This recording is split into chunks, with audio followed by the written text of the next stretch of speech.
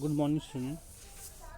In previous lecture, we have discussed about the prokaryote cell and the eukaryote cell. The basic difference between a prokaryote and eukaryotic cell.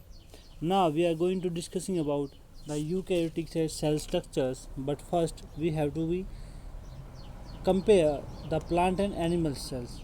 क्योंकि जो plant और animal cells होते हैं दोनों type हैं eukaryotes के, तो उनके अंदर जो बेसिक कॉमन फीचर्स हैं वो दोनों में क्या मेजर डिफरेंस होता है. The first difference is that कि plant cell have a outer covering that's known as cell wall that is absent in animal cell. जो सेल वाल होती है वो सिर्फ प्लांट्स के अंदर प्रेजेंट होती है, एनिमल्स के अंदर नहीं. और जो प्लांट सेल्स है वो प्लांट्स के अंदर प्रेजेंट होती है as its name, and the animal cell found in animals. So here the diagram first, plant cell and this is animal cell. Diagram आपने बुक में भी कल देख लिया होगा और अपने 9th क्लास में भी पढ़ा हुआ है, तो मैं यहाँ डायग्राम को एक्सप्लेन नहीं कर रहा हूँ. प्लांट और एनिमल सेल को सिर्फ जस्ट कॉमन फीचर्स के बारे में बात करूँगा. The common features both possess plasma membrane, की दोनों के अंदर प्लाज्मा मेम्ब्रेन होती है. साइटोप्लाज्म प्रेजेंट होता है, ER, Golgi body, mitochondria, lysosome, microbodies and nucleus. These are the common features which found in a eukaryotic cell, that is plant and animal cell. कि plant और एनिमल सेल के अंदर ये सारी चीज़ें जो हैं, ये सारे जो कंपोनेंट्स हैं वो सारे प्रेजेंट होते हैं commonly. Now the specific components of the cell और the organelles which makes it's plant cell और एनिमल सेल, दैट इज कि किसकी वजह से हम इसको प्लांट सेल कह रहे हैं. फर्स्ट द सेल वॉल, कि सेल वॉल प्रेजेंट होती है जो सिर्फ प्लांट्स के अंदर प्रेजेंट होती है. प्लाज्मोडेस्माटा, दो सेल्स को बाइंड करने के ये सेल जंक्शंस होते हैं. प्लाज्मोडेस्माटा जो दो सेल्स को आपस में टाइटली बाउंड करके रखती हैं. लार्ज वैक्यूल्स, मैंने कल भी बताया था कि लार्ज वैक्यूल्स प्रेजेंट होते हैं for the storage of food. Plastids present होते हैं.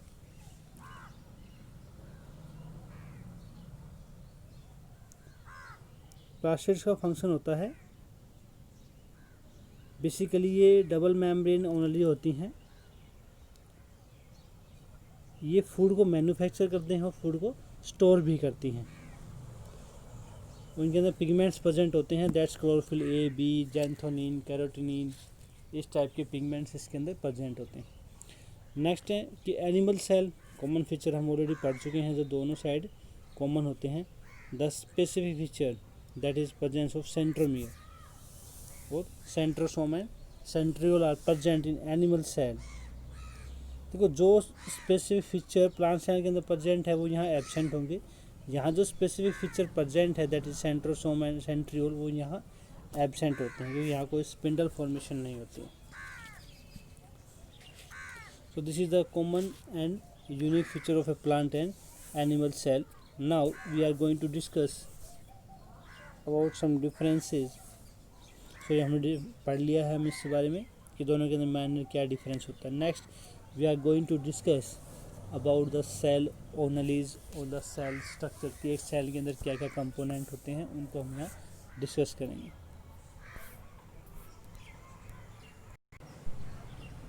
ये डायग्राम है, इसको आप इजीली अंडरस्टैंड कर लेना.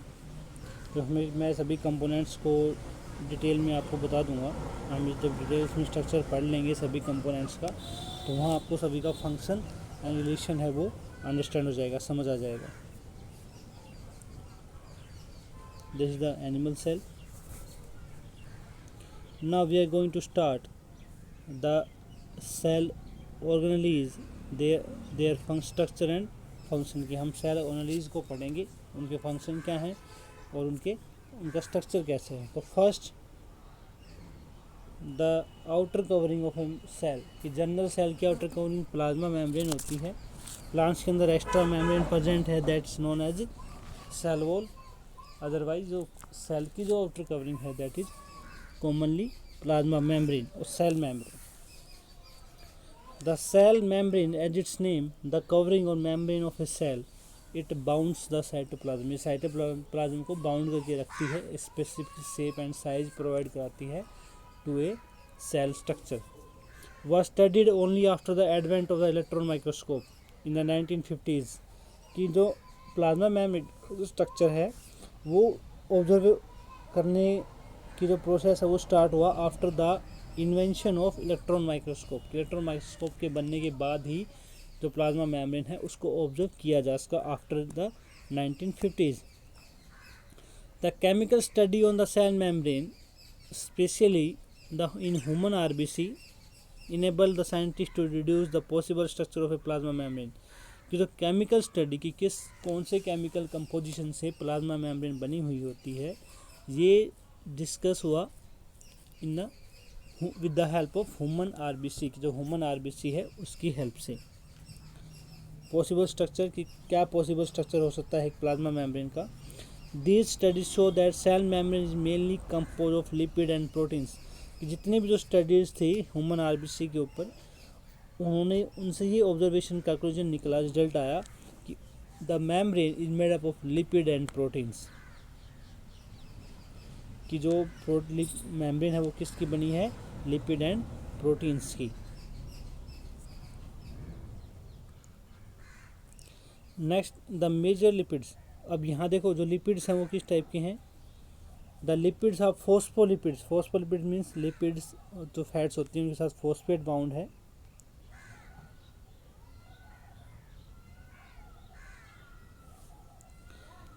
Are arrange in a bilayer. कि जो लिपिड्स हैं जो फोस्फोलिपिड्स बेसिकली वो दो लेयर में प्रेजेंट हैं, दो लेयर वहाँ प्रेजेंट है।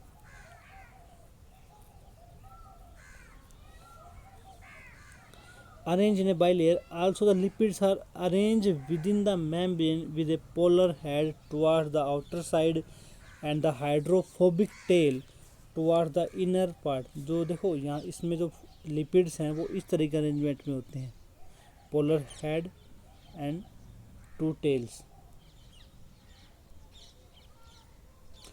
जो हेड पोर्शन है वो होता है आउटर साइड में प्रेजेंट होता है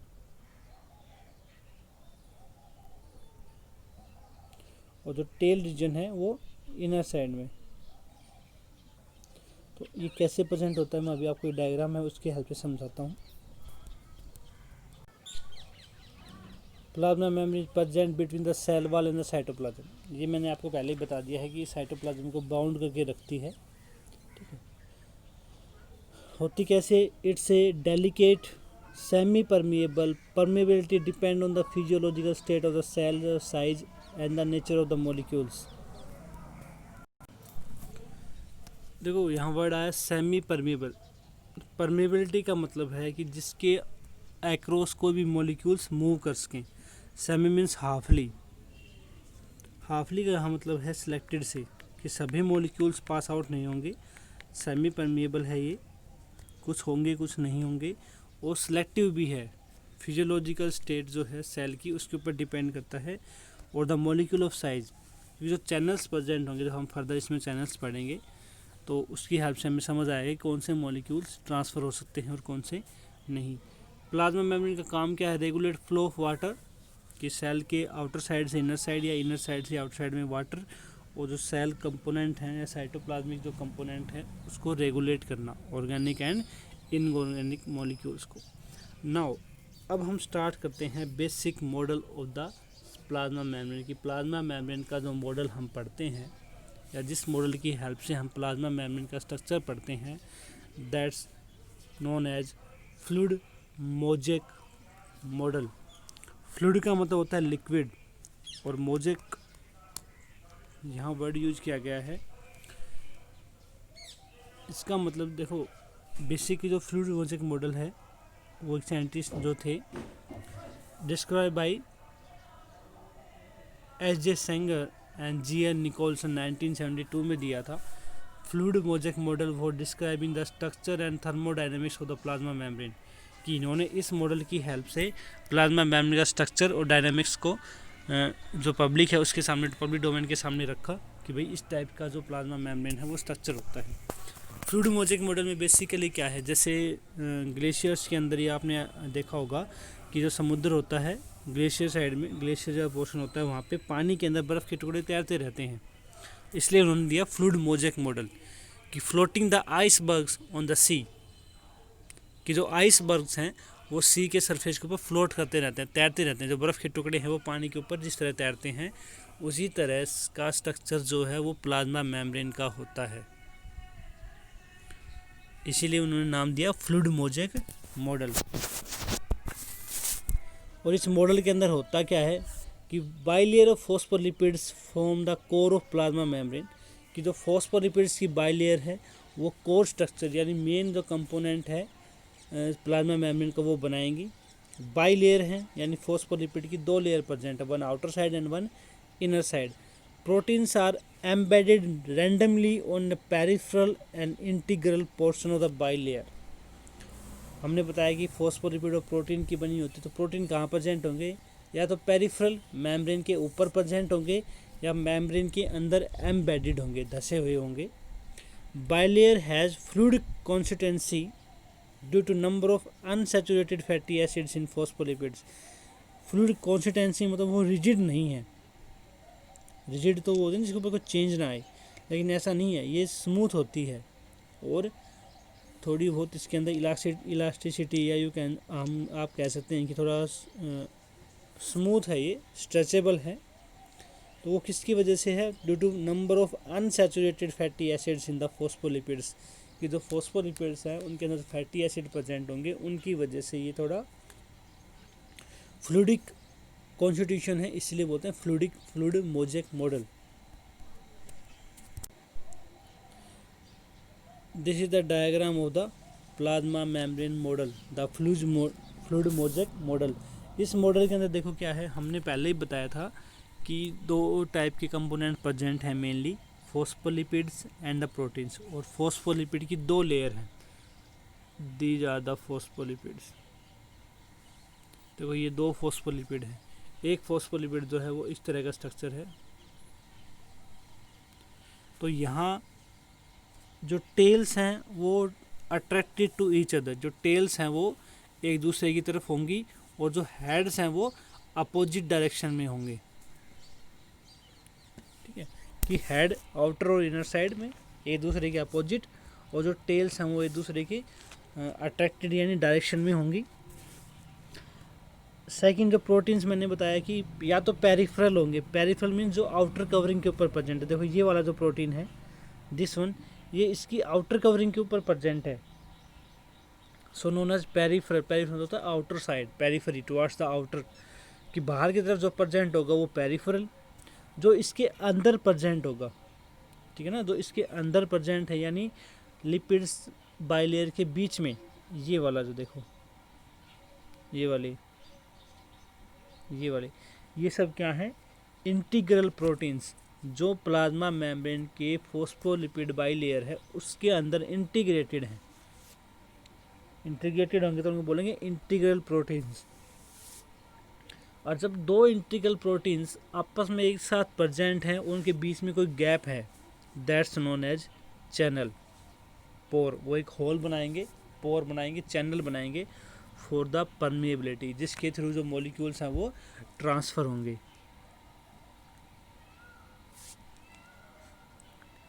अब 2 फेस होते हैं, और देखो बाइलेयर प्रेजेंट है, उसके 2 फेस हो गए, एक बाहर की तरफ एक अंदर की तरफ।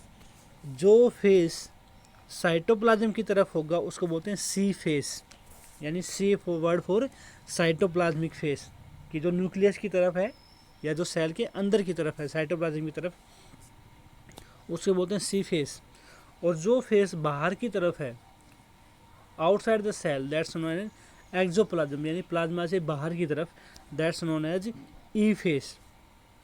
और यहाँ ओलिगोसैकेराइड्स और ग्लाइकोप्रोटीन्स प्रेजेंट होते हैं, ग्लाइकोलिपिड्स भी प्रेजेंट होते हैं, वो अपने साथ हाइड्रोकार्बन्स यानी शुगर्स को बाइंड करके रखेंगे, ठीक है, फॉर द जो फ्लेक्सिबिलिटी है उसके लिए, या नए मॉलिक्यूल्स को अट्रैक्ट करने के लिए। क्योंकि जो भी नया मॉलिक्यूल आएगा वो सबसे पहले रिसीवर होते हैं, जो ये ग्लाइकोलिपिड्स हैं या ग्लाइकोप्रोटीन हैं इनके पास, फिर हो जाएंगे प्रोटीन के पास। अब देखो जो पेरिफेरल प्रोटीन है वो पेरिफेरी के ऊपर क्यों प्रेजेंट है। मान लो अगर हमारे पास कोई मॉलिक्यूल आया, वो यहाँ पे आके अटैच हो गया, ठीक है, वो चैनल है प्रेजेंट। सॉरी मैं आपको फिर से बताता हूँ, मान लो हमारे पास कोई मॉलिक्यूल यहाँ आ गया, वो चैनल हमारा यहाँ है, और मेम्ब्रेन तो मूव करने से रही कि मेम्ब्रेन ऐसा नहीं है कि चैनल यहाँ शिफ्ट हो जाएंगे, नहीं, चैनल फिक्स होते हैं। तो क्या करेंगे, ये पेरिफेरल प्रोटीन जो है इसको अपने साथ कैरी करके यहाँ लेके आएगा, यहाँ ले आया, यहाँ कोर जो कोर है पोर वो उसको आइडेंटिफाई करेगा, ठीक है, कि ये उसके साथ कनेक्ट होगा, और फिर ये जो पार्टिकल आया है मॉलिक्यूल वो इस पोर के थ्रू सेल के अंदर चला जाएगा।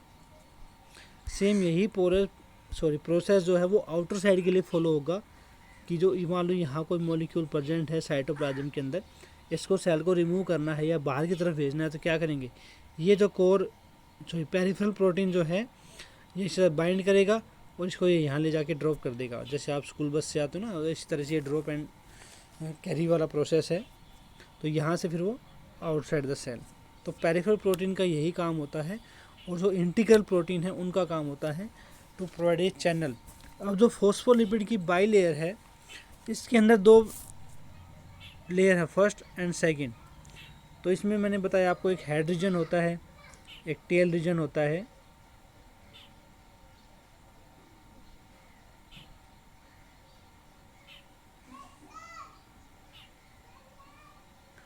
अब जो हेड और टेल रीजन है वो क्या करेंगे, जो हेड है वो तो एक दूसरे के अपोजिट डायरेक्शन में है। देखो यहाँ हेड बाहर की तरफ है, यहाँ हेड अंदर की तरफ है, तो दोनों अपोजिट डायरेक्शन में हो गए। लेकिन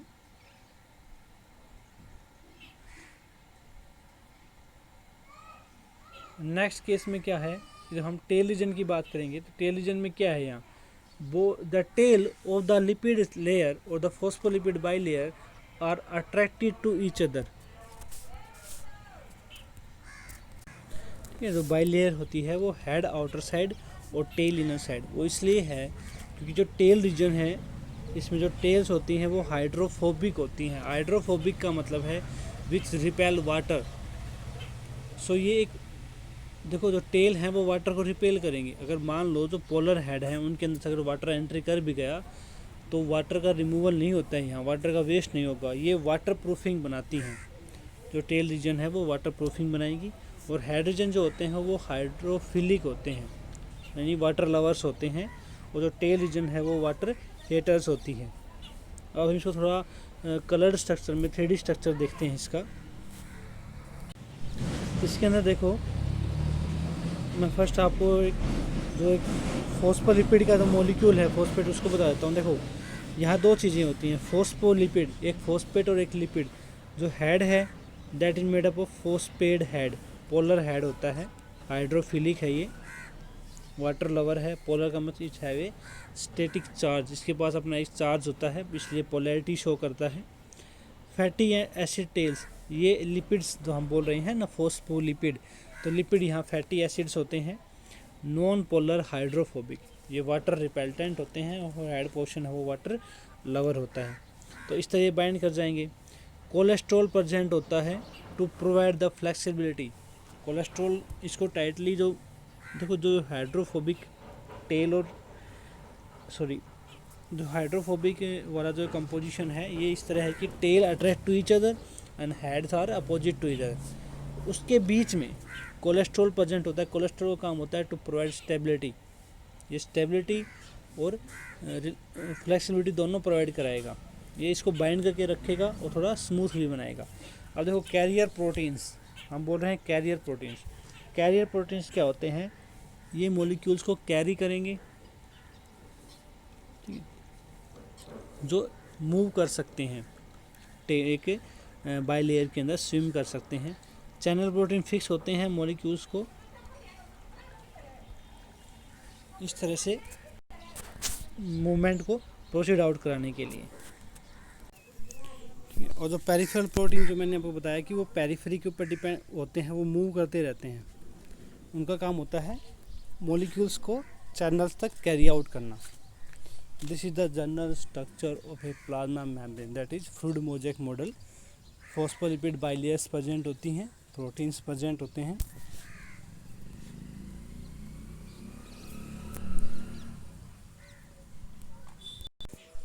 स्ट्रक्चर मैंने आपको बता दिया है।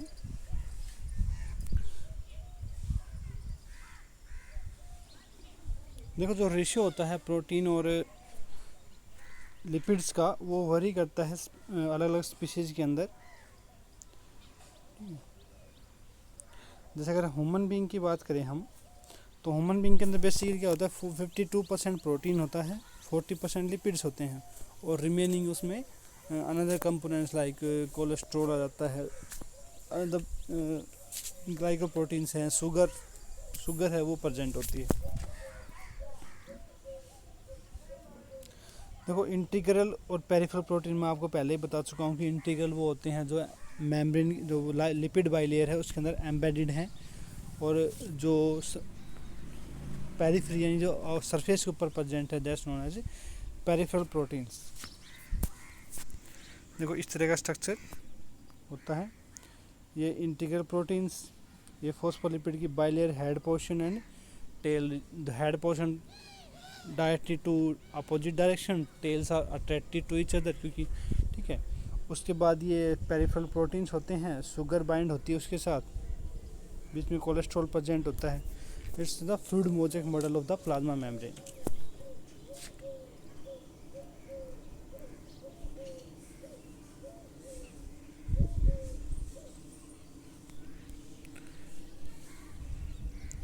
जो इम्पोर्टेंस जो है इस मॉडल की वो क्या है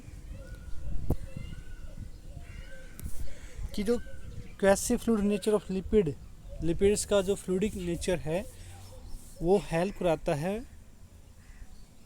to move within the membrane measures of fluidity. ये जो प्रोटीन्स हैं उसको मूव करने में हेल्प कराएगा, और इसी वजह से वहाँ फ्लूइडिटी आती है, लिक्विड फॉर्म आती है, लिक्विडिटी, और इसलिए इसको बोलते हैं फ्लूइड मोज़ेक। जैसे कि मैंने आपको स्टार्टिंग में बताया था कि आइसबर्ग्स ऑन द सी, कि यहाँ जो प्रोटीन्स हैं वो लिपिड्स के सी के अंदर एक आइसबर्ग की तरह हैं। जैसे बर्फ़ का टुकड़ा होता है पानी के अंदर, तो उसी तरह से प्रोटीन के जो टुकड़े हैं, जो पार्टिकल्स हैं, वो लिपिड्स के सी के अंदर, लिपिड्स एक सी की तरह है, उसके अंदर वो स्विम कर रहे हैं। इसी तरह का स्ट्रक्चर होता है। The fluid nature of membrane also important from the point of view. ये फ्लूइड नेचर क्यों है, कि प्लाज्मा मेम्ब्रेन का नेचर है वो फ्लूइडिक क्यों हुआ, किसकी रिक्वायरमेंट थी, क्या रीजंस थे कि जो मॉडल जो इवोल्व हुआ वो फ्लूइडिक मॉडल है। Cell growth, formation of inter cellular junctions. देखो दो वर्ड होते हैं, inter and intra. Inter means between two or more then, कि हम किसी के बीच में कोई बात कर रहे हैं तो वो इंटर होती है, और इंट्रा होती है जिस ऑब्जेक्ट की हम बात कर रहे हैं उसके अंदर। तो यहाँ वर्ड आया इंटर सेलुलर, यानी दो सेल्स के बीच में या दो से ज़्यादा सेल्स के बीच में जो जंक्शंस बनेंगे वो प्लाज्मा मेम्ब्रेन की हेल्प से ही बनते हैं। अगर वो रिजिड हो जाएगी तो वहाँ कोई जंक्शंस नहीं बनेंगे और सेल आपस में बाइंड नहीं करेंगे। सिक्रीशन, रिलीज, जो चैनल्स होते हैं उनके थ्रू मॉलिक्यूल्स रिलीज होते हैं। एंडोसाइटोसिस, एंडो का मतलब होता है इनर साइड और एक्सो का मतलब होता है outside. Endocytosis, endo means inner side, cyto word use हुआ सेल के लिए, कि किसी भी पार्टिकल्स को सेल के अंदर लेने के लिए जो प्रोसेस होता है या अंदर जो कैरी आउट करते हैं, इंसर्ट होता है, दैट से एंडोसाइटोसिस। एक्सोसाइटोसिस होगा किसी भी मॉलिक्यूल को प्लाज्मा मेम्ब्रेन की हेल्प से सेल से बाहर रिमूव कर देना।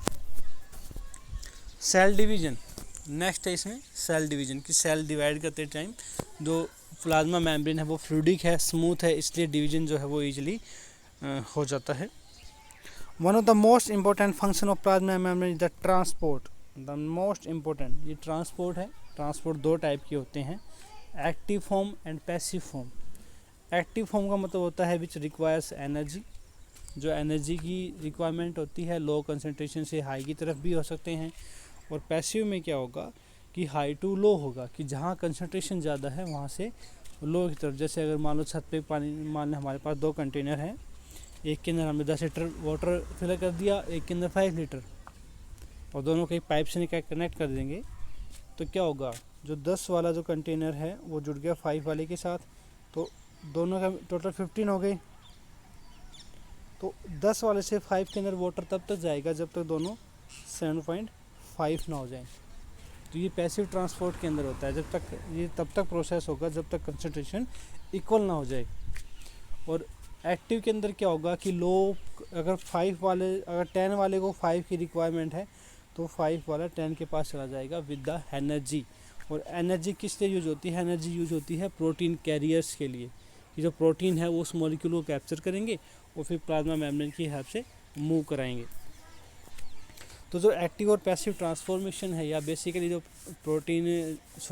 जो प्लाज्मा मेम्ब्रेन है उसका मेन फंक्शन जो है उसको परफॉर्म करेंगे कि कैसे वो जो ट्रांसपोर्ट है उसको कराती है। एक्टिव और पैसिव फॉर्म जो है उसको हम नेक्स्ट लेक्चर में डिस्कस करेंगे। तो ये जो प्लाज्मा मेम्ब्रेन का स्ट्रक्चर है इसके ऊपर आप पढ़ लेना। That's all.